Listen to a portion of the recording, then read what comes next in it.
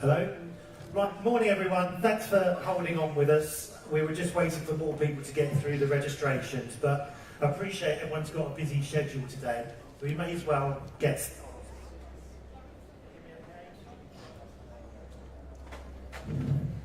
Now? Yeah, is that all right? Now there's refreshments at the back of the room as well. Okay. So if anyone wants a coffee or water, please help yourself. There's a machine straight there. So yeah, do help yourselves. So a very warm welcome to everyone. It's great to see you all this morning. It's lovely to be here in Malta as well. There are sunglasses on the table, as you can see in front of you. I think that's a little bit optimistic, but hopefully the day will improve as we go on. I'm the Client Strategy Director at Seismic, and put together a workshop today that of programmatic for iGaming. So we work with a number of leading iGaming brands. We really want to bring it to life today. This sound keeps cutting out. So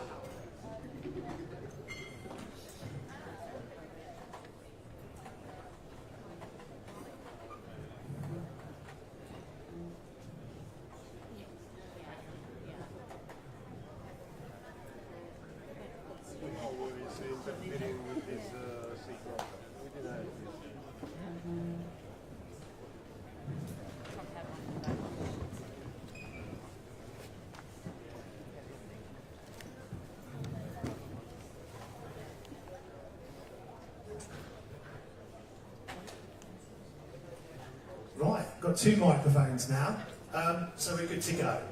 Thanks again for having you here today and spending your morning with us. So we put together a programme that is really intended to be engaging, thought-provoking and interactive.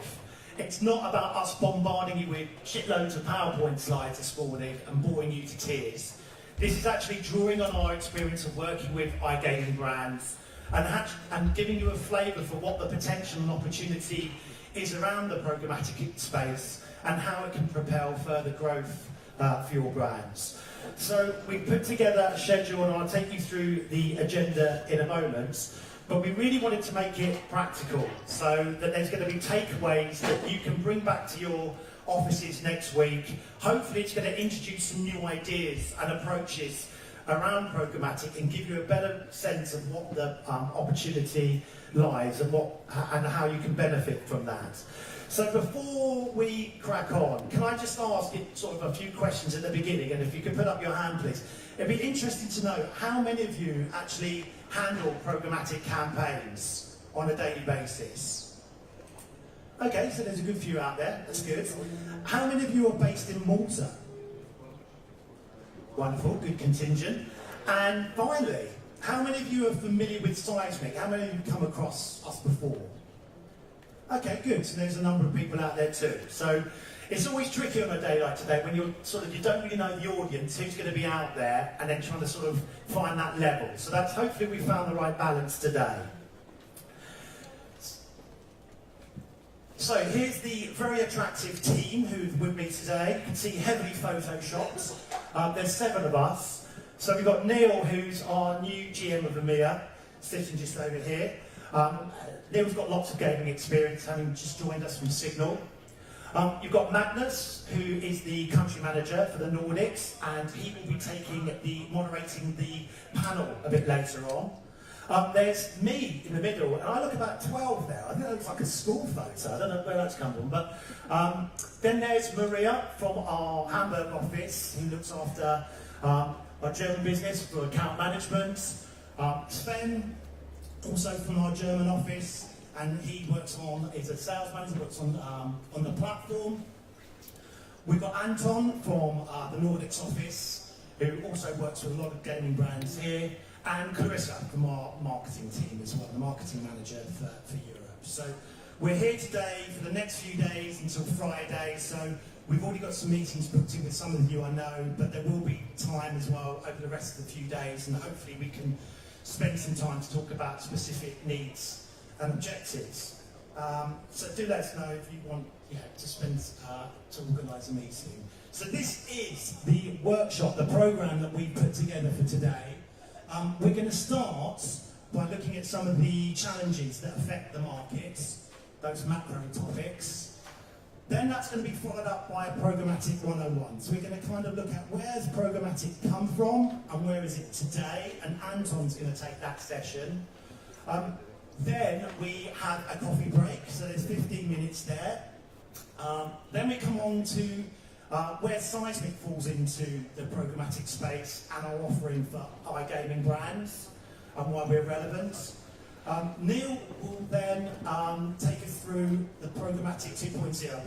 What is the future for programmatic and what impact could that have on you and your business? We then have another coffee break after that, and we've put together the panel discussion. So we've assembled some of the leading voices, marketeers out there from the gaming industry, the real glitterati of iGaming. So looking forward to that. We then got a short break, and we come on to an option really of opening this up to the floor. As I said from the beginning, we really want to get your involvement. For this to be a successful workshop, it has to be a two-way conversation. It's not us just sort of preaching at you. We're certainly, and our promise today is not to sell to you, but we really want to give you a better sense of where programmatic can fit into your business, what the opportunity could be, and perhaps give you a flavour for some of the services and solutions that we provide. So we have some questions that we're using the Mentimeter polling on there. And then we're bringing this to a close, summarise, and there will be drinks at the end as well, and hopefully a good opportunity to talk to you and sort of get to know you better as well. So if you wouldn't mind setting this up, we are, during the course of this morning, going to be using some polling just to get an idea of what some of the topics mean to you, and so we can gauge that. Now, if you can put this into your browser, it's www.menti.com, and if you can use that code 755100, then we're all good to go. And we're going to present the findings of these polls right at the end of the session around the open forum. So let's get into it. I guess from the beginning, we're going to look at the macro challenges that face the market. Yes, hello.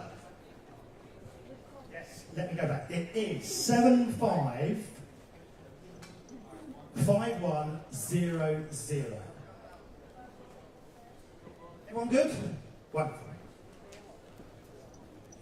So the iGaming industry is facing unprecedented pressures, and probably everyone in this room is affected to some degree or another.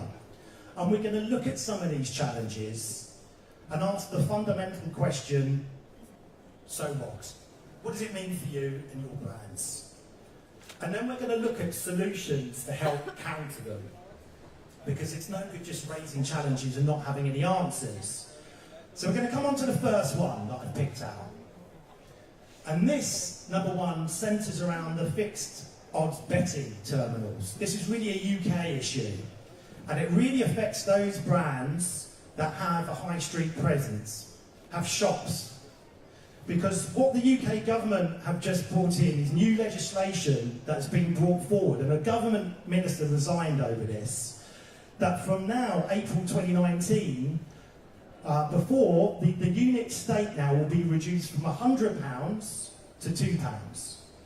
So that's going to dramatically reduce the profit and the revenue that is brought in from those shops. And it's probably going to lead to some of those stores closing, but it certainly means it's going to put greater emphasis on digital to help make up for the shortfall of that lost revenue. And that in turn is going to affect the pure play players out there, because that's going to be more competition in the digital space to cut through that noise and the clutter and reach those customers. So this is quite a big push that's going to come, and it's going to be interesting to see what develops next year. Number two, more ad restrictions, particularly around TV. And we can see that in the UK, for example, there has been a huge outcry since the World Cup in the summer from the amount of gambling ads shown on commercial TV during the matches. And in fact, they worked out that over 85% of all the TV ads during those games were all gambling related and exposing those ads to children. So the government now has said that they are going to put through a new law which does not allow TV advertising to appear before the 9 o'clock watershed. So that's going to have a big impact in terms of TV budgets and how you get that messaging out to people. In Australia, they've also introduced a ban for during live games, so you can't advertise during that period. And in Italy and Belgium, and maybe more European countries to follow, there are ad bans coming in next year. So this is putting more stricter guidelines on how the industry operates, and it's going to affect the marketing activity for brands. And again, I guess with TV money moving out, that's an opportunity for video. And we'll come on to a case study with Mr. Green later on.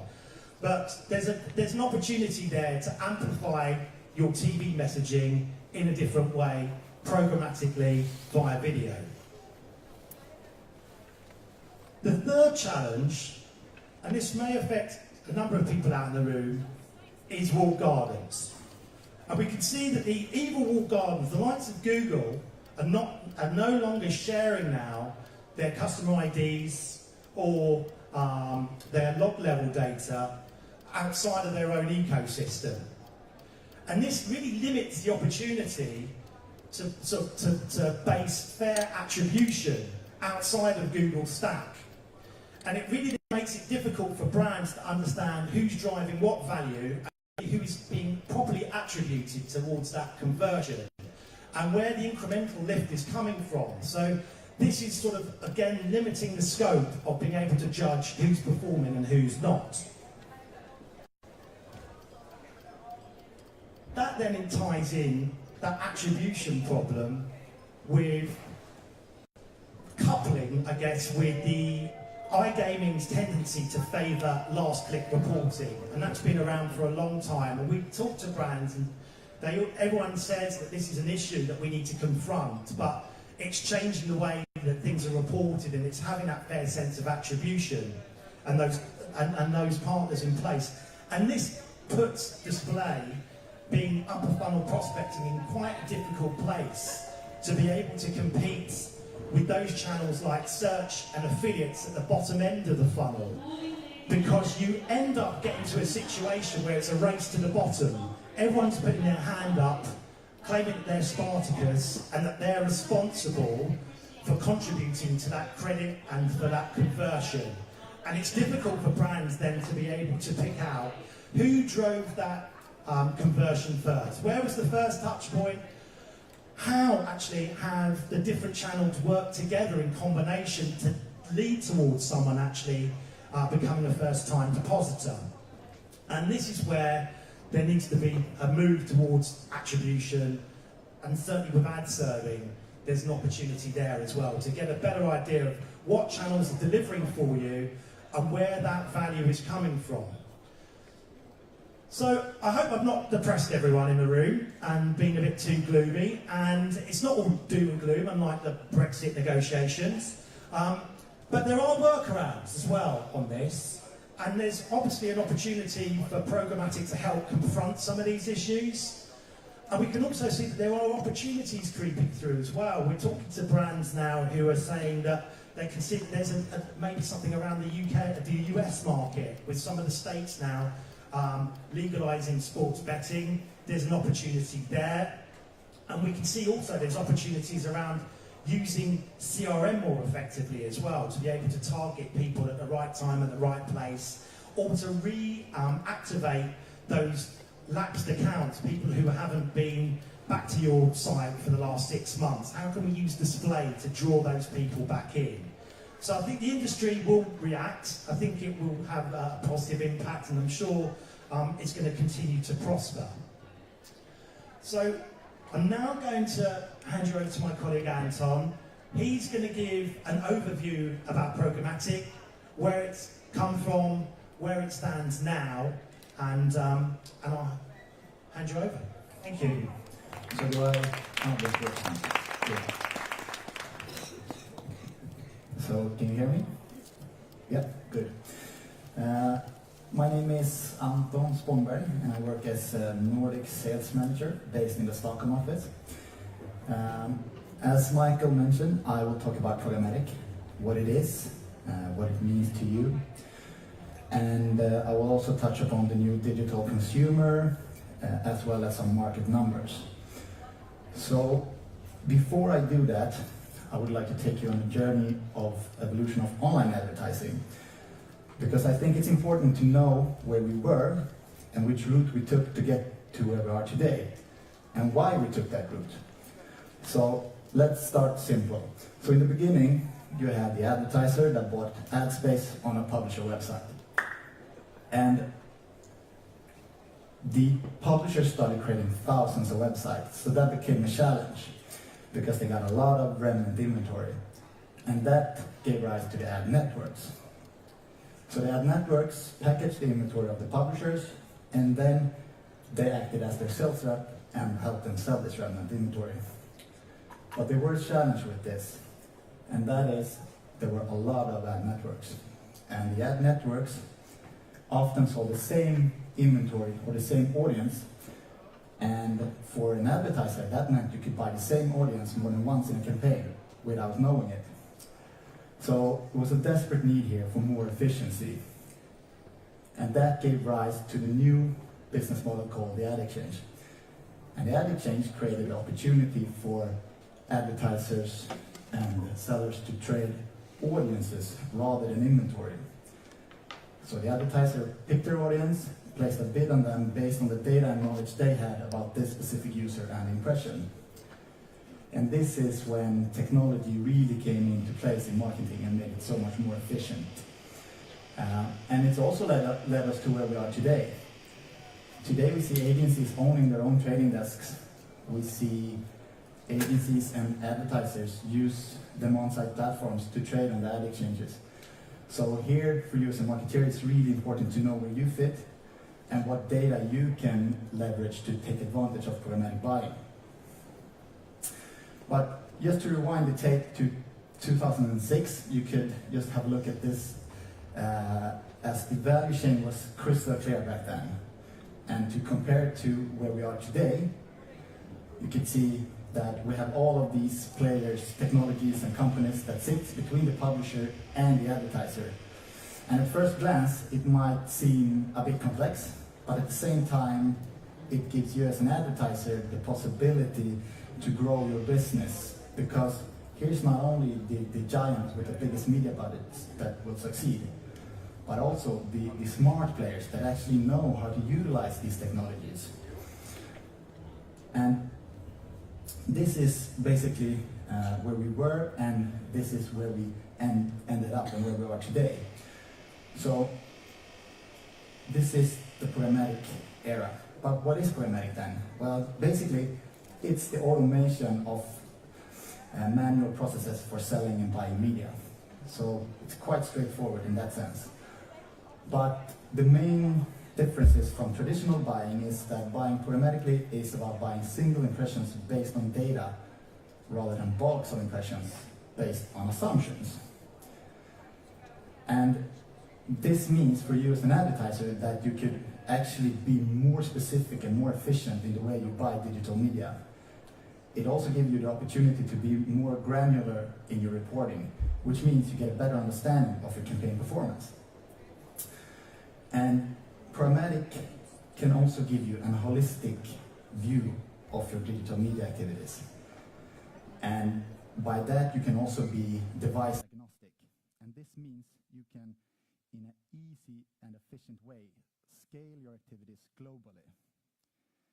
And these things together gives you as an advertiser the possibility to minimize waste, improve efficiency, save time, and to really get to know your audience. And if we're going to look a bit at the different ways that you actually could buy programmatically, we have the OpenRTB, which is a technology that enables advertisers and publishers to sell and buy impressions through auctions.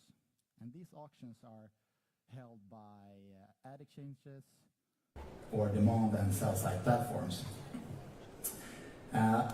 So then we also have the private marketplace. And the private marketplace is a customized marketplace where the publisher offers a certain inventory or a certain audience to a select group of buyers. And they then compete against each other within the marketplace for the specific impression or this specific audience. Then you have private marketplace guarantee, which is of course similar to the private marketplace, but here a publisher offers a certain audience or a certain type of inventory to one single buyer, thus guaranteeing the delivery of impressions towards this audience or towards a specific inventory. You can also work with automated guarantee, which is basically the automation of the traditional direct buys. Here, a publisher and an advertiser connects into a technology platform, and basically the automation in this sense is the request for proposal and also the campaign trafficking. But this is not through bidding or anything, but it's in a way of an automation, and that's why it's under this type of buying. And why have we come to where we are today with these types of buying, with the programmatic buying? I would say that it's the new digital consumer that drove us here. So what do I mean when I say the new digital consumer? Well, the new digital consumer's expectations are higher than ever. They're more complex than ever. They have more devices than ever, which means they take more decisions than ever. So just look at the fact that a while back we didn't have iPads, and now we have over 100 million of them. That itself created a new behavior, as well as a new device for you as an advertiser to take in consideration when buying media. And as the new digital consumer is a complex being with a behavior that is hard to predefine, we need data to understand them. And I mean, because they don't only visit the local news sites, they are everywhere. So we need the data to really find them in the right moments, because they get exposed to around 3,000 messages a day.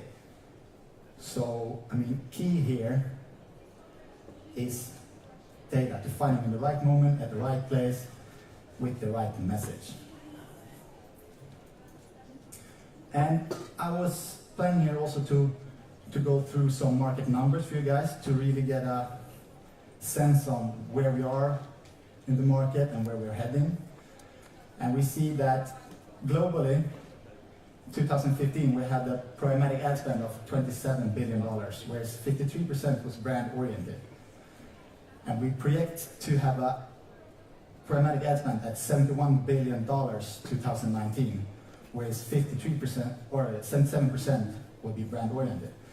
So what we see, a lot of the growth will come from branding budgets the coming years. And looking at some other growth areas, we see that mobile and video is two of the bigger ones. Mobile has been buzzing for quite some time now, but it's not without a reason. I mean, just look at the fact that this year, 74% of the global programmatic ad spend will be from mobile. And video is another one, and video has been growing rapidly the last couple of years. And I think one of the reasons for that is that we see publishers opening up their inventory and also letting programmatic buying in on their video inventory. And last year we saw 69% of the total video share going through programmatic pipes. And also we project that that video will keep growing. And one of the reasons for that is new solutions like connected TV, which Neil is going to talk a bit more about later on today. And if we boil it down one step further to EMA, where most of you guys are active, we can see great adoption rates, mainly in North and Western Europe. And here we have UK leading the way with 71% of the digital ad spend going through programmatic pipes this year. But as you see, Sweden and Netherlands are not far behind, and we see a lot of markets moving into the programmatic space, and I am sure they will close the gap coming years. And as the market with the highest adoption rate in EMA, I thought we can break down UK and see what's driving the revenue or the spend in that market. We see that spend by format, you see that mobile video stands for 41% of the programmatic spend this year. And that also ties us back to the growth areas within the global spend, right? Whereas mobile and video were the two biggest ones. And if we go by spend by device, we see that's quite an even race between mobile and desktop. But looking into the crystal ball, we see that mobile is expected to stand for 80% of the programmatic spend in the UK by 2022. So mobile is really booming here. And to sum this up, I would like to give you a few bullets on what's in it for you. I mean, this also ties back to one of the first slides I had about programmatic, but programmatic can give you a holistic approach to digital media activities. You can be device agnostic, and this gives you the possibility to, in a very efficient and smooth way, scale your activities globally. And by using the different technologies and make them help you utilize the data knowledge that sits within your company, you can improve efficiency and minimize waste. And at the end of the day, these are the things that can give you a better return of your invested media dollar. And that's it for me today. So if you guys have any questions, I'm happy to answer that, either now or in the break. Do we have any questions? Too early, maybe?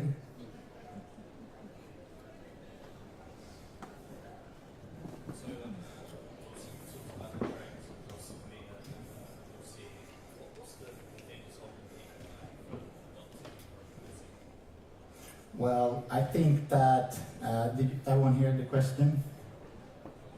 No, so I think that the question was that what was the thing that holding people back from programmatic in EMA? Because we see adoption rates that are high in Western and Northern Europe, but I guess it's all about the maturity of the markets. I see that people are a bit afraid of, companies are afraid of moving into programmatic because sometimes it can feel a bit, not too brand safe or whatever. And I think a lot of people want to wait and see what other companies do before they move in themselves. But I think now it's just a matter of building the knowledge around programmatic and make people feel comfortable in buying programmatic. So I think it's a matter of educating the markets, basically.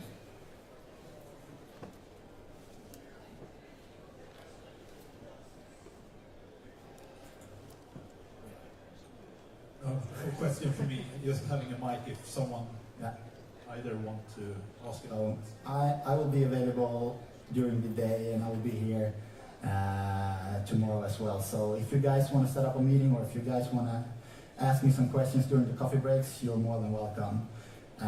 We're going to have a coffee break, but first I'm going to show you this video, and then we all meet at the coffee break and for some networking and some well-deserved coffee. Go ahead, sound.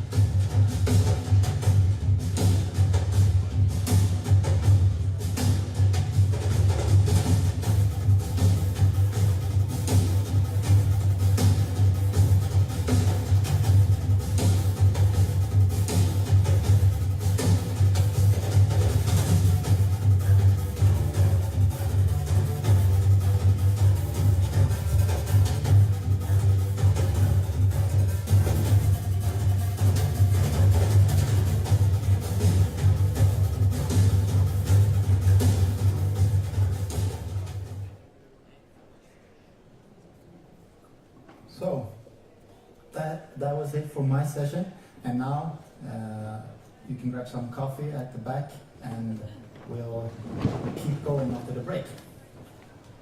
Thank you, guys.